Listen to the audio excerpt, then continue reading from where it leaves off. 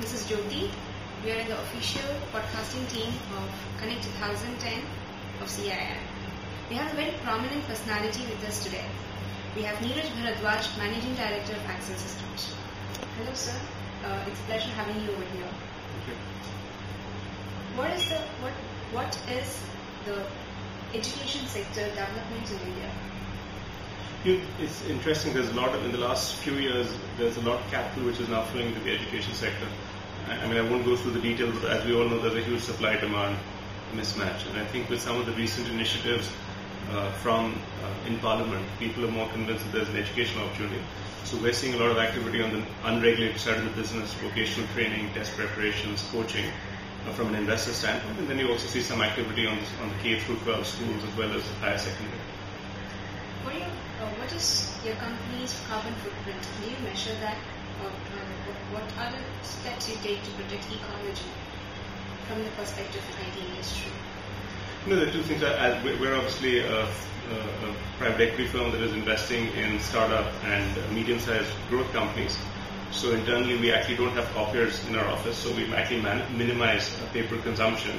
And also when we invest in our portfolio companies, we encourage them to create a small carbon footprint or a non-existent carbon footprint, and we also manage their CSR initiatives.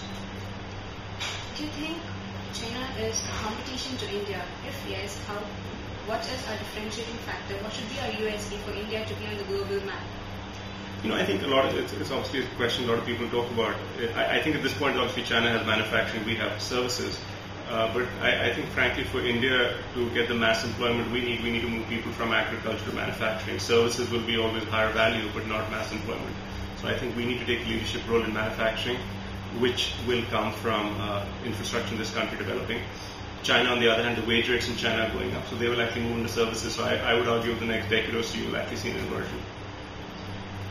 There's a big difference between rural education and employment and urban education employment.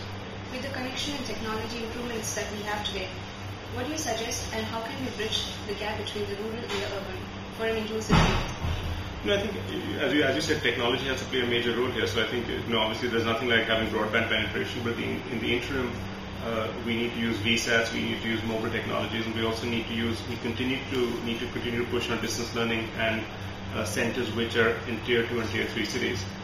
There's no substitute for actually everything going on, but we're still some ways away from that. And also the actual student output or immersion of knowledge is not as much. So we need to continue to push also bricks and mortar facilities in Tier 2 and Tier 3 cities. As a final question, what's the advice you'd like to give to the young achievers and entrepreneurs in India? You know, I think this is a very, I wish I was 20 years younger, but I'm not. This is a very exciting time to be in India. And if you believe this country is going to deliver on 9% GDP growth for the next 25 years, then the companies are going to grow at 15 to 25 to 30%. So in that, there's going to be a tremendous amount of opportunities. I would encourage everyone to be an entrepreneur and not think about a stable job, which people have done in the past.